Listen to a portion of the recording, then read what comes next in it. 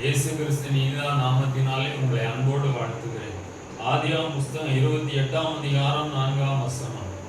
தேவன் ஆபிரகாமுக்கு கொடுத்ததும் நீ பரதேசியாய் தங்குகிறதுமான தேசத்தை நீ சுதந்தரித்துக் கொள்ளும்படி ஆபிரகாமுக்கு அருளிய ஆசீர்வாதத்தை உனக்கும் உன் சந்ததிக்கும் அருளுவாராக என்று சொல்லி ஈசாக்கு யாக்கோபை அழைத்து பிரியமானவர்களே, கானான் தேசத்திலே பெண் கொள்ளாமல் தன்னுடைய மாமன் வீட்டுக்கு அனுப்புகிறார். பிரியமானவர்களே, வேதம் சொல்கிறது ஆதியாகமம் 28:3 சர்வ வல்லமையுள்ள தேவன் உன்னை ஆசீர்வதித்து நீ பல ஜனக்கூட்டமாகும்படி உன்னை பலுகவும் பெருகவும் பண்ணுவாராக என்று சொல்லி ஈசாக்கு யாக்கோபை ஆசீர்வதித்து அனுப்புகிறார். பிரியமானவர்களே, தூர தேசத்துக்கு கடந்து போகிறார்.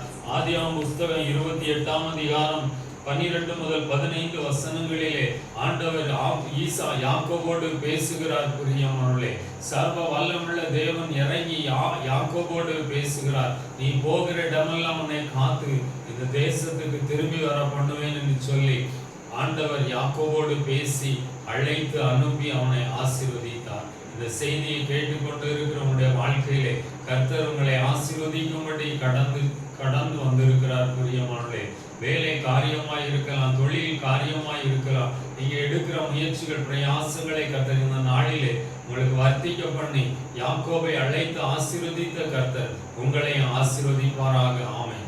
ஜெபம். பரிசுத்தமுள்ள பரலோகத்தின் பிதாவே, ஆண்டவரே, இந்த வேலைக்காய் ஸ்தோத்திரம். யாக்கோபை அழைத்து ஆசீர்வதித்த கர்த்தர் உடைய பிள்ளைகளை ஆசீர்வதி மேன்மைப்படுத்தும் காணப்படுத்தும். இயேசுவின் நாமத்தில் பிதாவே. ஆமென்.